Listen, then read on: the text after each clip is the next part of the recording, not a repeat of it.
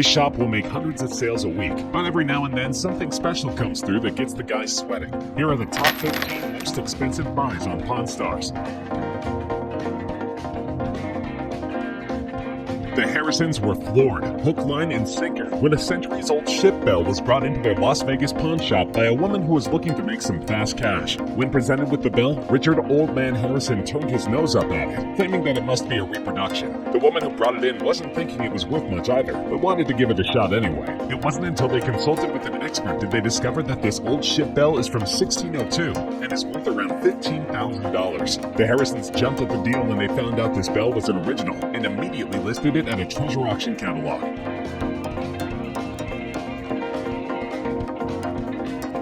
When Adam, a vintage bookseller, brought in a tattered old Book of Mormon to the Harrisons' pawn shop, a few eyebrows were raised due to the fact that old books are so easy to reproduce. Rick knows that when it comes to pawning books, you've got to be extra careful. So when the owner, Adam, valued the book at $25,000, Rick knew he had to bring in an expert. After the expert studied the book, she ended up giving it a much higher appraisal than what the owner pitched. She estimated that the value of the book was around $40,000, which is not so crazy to believe considering it was printed by the Mormon prophet himself, Joseph Smith, and was the last Book of Mormon to be published in his lifetime. Richard gave Adam $24,000 for the book instead of $25,000 because that's just how Pawn Stars roll.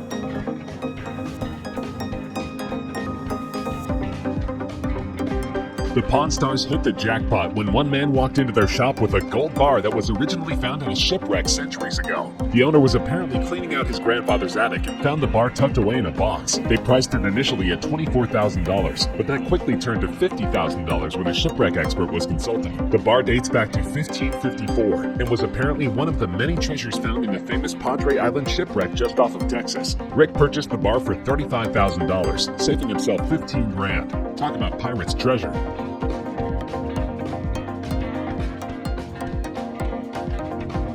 Just say the word Fender and you know you're dealing with a luxurious guitar. Flick himself was the one who brought this highly valuable guitar into the Pawn Stars shop. And when the Pawn Stars saw this musical relic, they nearly lost their minds. Flick recorded songs for the Beatles and Tom Jones on that thing, not to mention his famous guitar riff in the first James Bond movie. Rick ended up taking the guitar for $55,000. Not bad.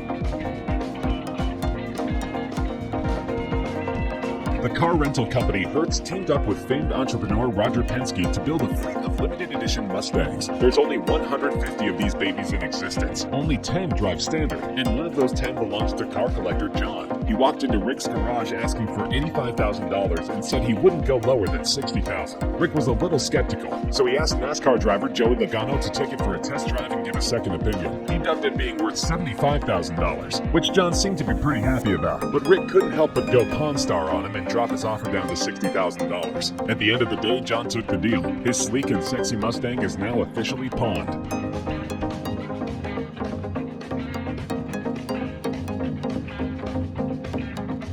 Rick and the old man will do some pretty crazy things for money, including jetting across the country to find a specific gold coin that a customer requested. The coin in question is a $50 piece that was commissioned by the United States government upon completion of the Panama Canal. The customer said he would pay at the most $70,000 if Rick could somehow manage to track down the coin. Well, Rick did find the coin, but was only able to haggle down to $67,500. He didn't end up making that much on the deal, but at least he's made one more customer happy.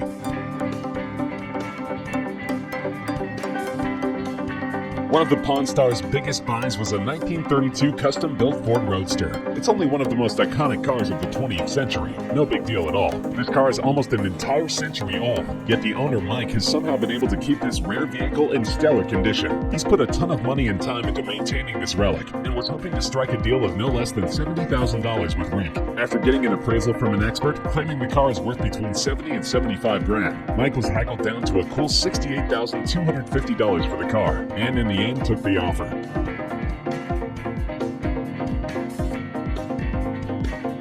This valuable piece of metal was brought into the Pawn Stars shop by a man who won it randomly in a poker game, which seems to be one of the most typical ways people come into possession of rare coins these days, especially in Las Vegas. The man thought it was maybe worth $20,000 tops, but after consulting a coin expert, it was discovered that this rare American coin is worth between $50,000 and $100,000. That's insane. Apparently there are only 10 to 12 of these in existence, making it one of the most rare and coveted coins of all time. Rick ended up striking a deal with the gambling man for $80,000. It's always the small things in life that end up being the most valuable, right? once considered the holy grail of Gibson guitars. This piece of musical history just simply could not be ignored when it was brought into Rick's shop by the original owner himself, Stephen Stills, of the folk indie band Crosby. Rick was instantly captivated by how cool this guitar was, and knew he had to have it. The fact that it came with the original bill of sale signed by Stephen Stills himself only made the deal juicier. After going back and forth for a while on it, Rick was able to snag this beauty for $85,000. That's one expensive instrument.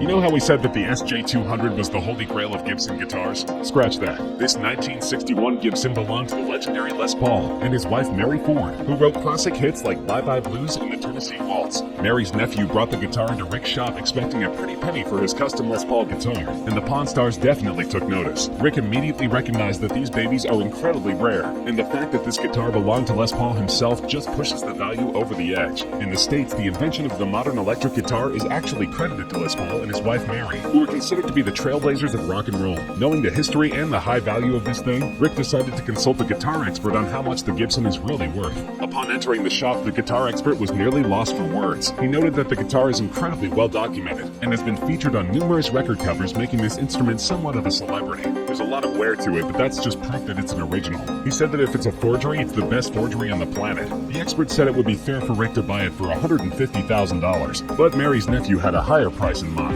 He suggested $250,000, but Rick wouldn't budge. They met well below the pitched value at $90,000. I'm sure Rick is singing right now. Patriots defensive end Brock Williams hit a rough patch financially after he was forced into retirement due to injuries. He needed some fast cash.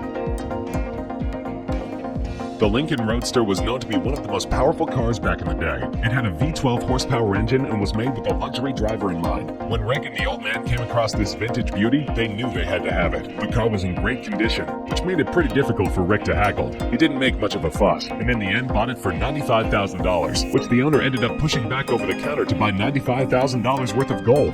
2 deals in one. Silver is a hot commodity these days, and Rick knows it. So when a man came into his shop with a huge hunk of silver, he had no choice but to make a deal with him. Apparently the man had purchased the silver over 12 years ago, when his father told him to start investing in precious metals. And now that silver has gone up in value, he knew he could get a lot of money for it. Rick didn't want to let this deal pass him by, so he recruited a silver tester to make sure it was genuine. Once the metal was confirmed to be pure, Rick instantly made a deal with the man and bought the silver for $111,000. If there's silver in the Nevada hills, Rick's gonna find it.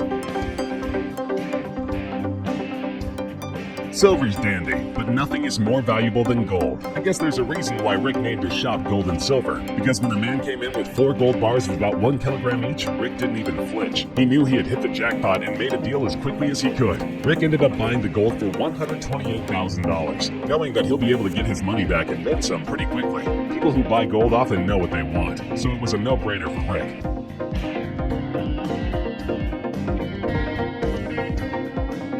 Anything owned by John F. Kennedy seems to be of immaculate value. I mean, if you were blessed to be alive during his reign as president, it isn't hard to see why. When Rick was presented with the box of cigars that used to sit on John F. Kennedy's desk in the Oval Office, he knew that there would be a ton of Kennedy fans waiting on bended knee to shell out a pretty penny for this piece of history. The seller also knew how valuable the box was and asked for $95,000 for it. Rick managed to haggle down to $60,000, which the seller thought was fair. Joke's on him though, because a few weeks later, Rick sold the cigar box at an auction for $575,000, purchased out by the publisher of Cigar Aficionado magazine. I guess it pays to be in the pawning business. So there you have it, the most expensive buys in Pawn Stars history. Kinda makes me think I'm in the wrong business.